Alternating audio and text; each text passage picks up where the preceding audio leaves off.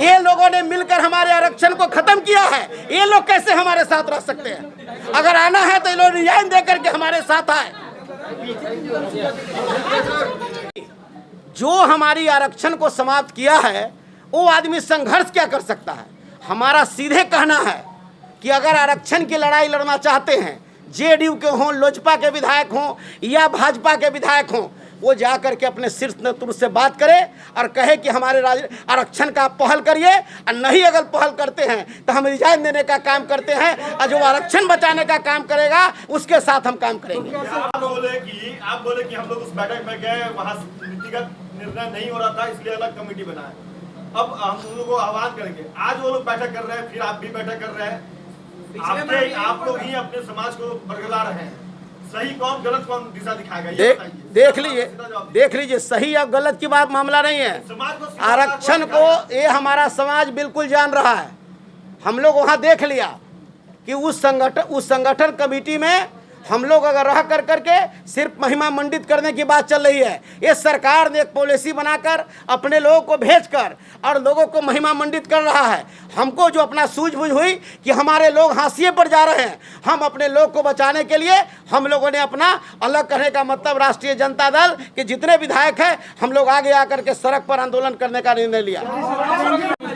सारे लोग हमारे जितना है ये आरक्षण बचाने में जो विपक्ष में है सब लोग एक साथ रहेंगे और एक साथ होकर के संघर्ष करेंगे। अगुवा बनने की लड़ाई है, मांझी की अगुवाई में वहाँ पे बैठक चली और यहाँ आप नहीं, यहाँ अगुवा बनने नहीं है, आरक्षण बचाने का मामला है।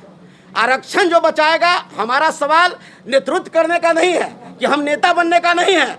हमारा काम है ये आरक्षण को बचाने का मामला है। ऐसा नहीं कि अगुवा बनने के लिए, नेता बनने के लिए, नेता बनना नहीं है। हमको इस आरक्षण को बचाना है और इस आरक्षण को बचाने में जो लोग अगर आते हैं हम उनका स्वागत करेंगे। कौन झूठा कौन किसको बरगला रहा है? SC ST समाज के जो दूसरे लोग हैं उनके लिए कौन मसीहा बनेगा?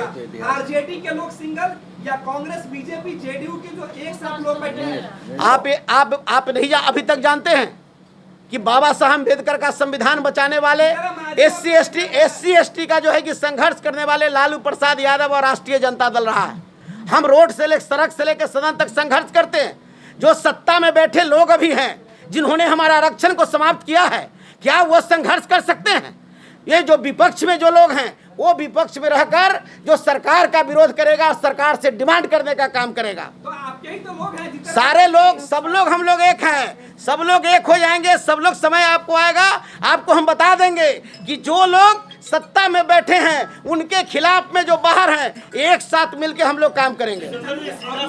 ये बिहार के मुख्यमंत्री नीतीश कुमार जी हों या देश के प्रधानमंत्री नरेंद्र मोदी जी हों, चाहे वह लोजपा के सुप्रीमो रामविलास पासवान जी हों, सारे लोग बैठकर हमारे आरक्षण को समाप्त करने का काम किया है।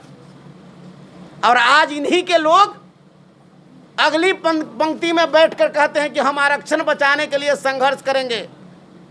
अब आप समझ सकते हैं, जिसने हमारा आरक्षण को खत्म किया, अब वो लोग कहते हैं कि नहीं हम आरक्षण को बचाने के लिए संघर्ष करेंगे।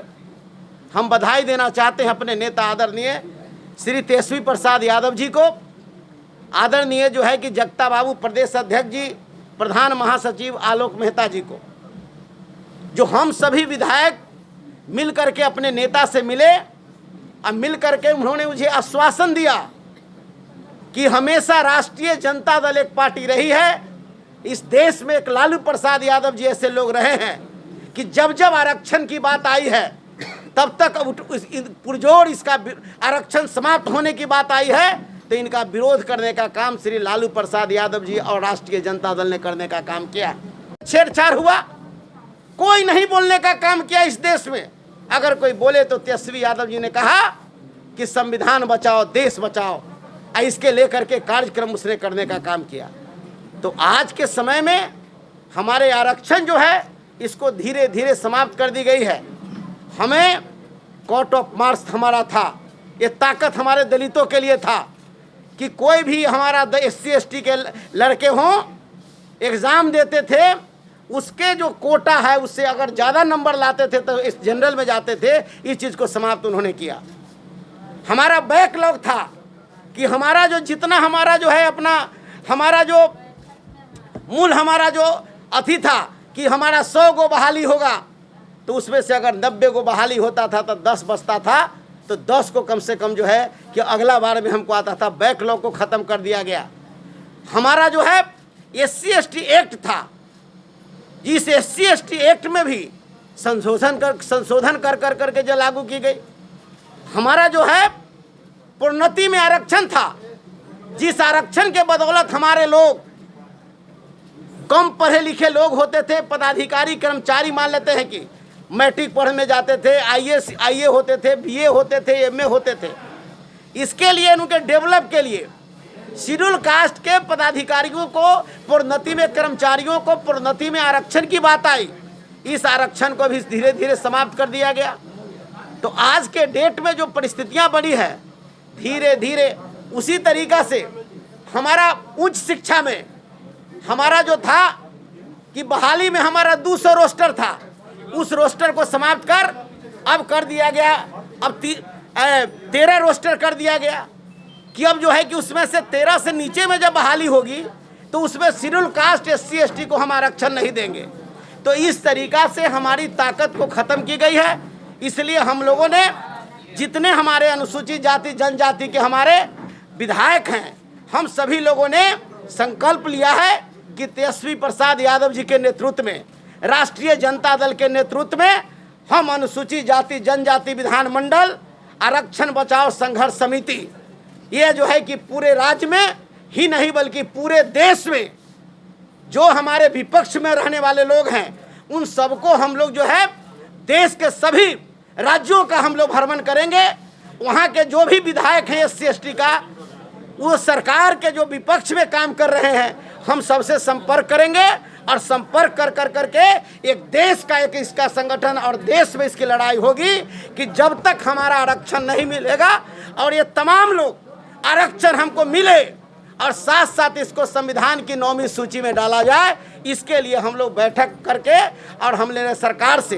और आने वाला अगला दिन हम लोग शिष्टमंडल जो हम हैं SC/ST के हमारा विधायक और जो हमारे पदाधिकारी हैं राष्ट्रीय जनता दल का प्रदेश नेतृत्व का हैं, हम लोग सरकार को भी हम जो है कि एक आवेदन देने का काम करेंगे बिहार सरकार को, कि बिहार सरकार हमारे जो है आवेदन हम पहला होगा कि इस आरक्षण को हम बिहार सरकार से हम डिमांड करेंगे कि हमको ये तमाम आरक्षण जो समाप्त हुआ है, इस आरक्षण को आप लागू करिए और संविधान में 9वीं सूची में इसको डाले, इसके लिए आप प्रयास करने का काम करिए। ये कार्यक्रम अगला हमारा कार्यक्रम होगा, ये इसी सब लेकर के हम लोगों देखिए, सबसे पहले आप सभी जो पत्रकार बंधु आए हैं, हम सभी लोगों को जो है कि स्वागत करते हैं। आज SC/ST विधानमंडल आरक्षण बचाओ संघर्ष समिति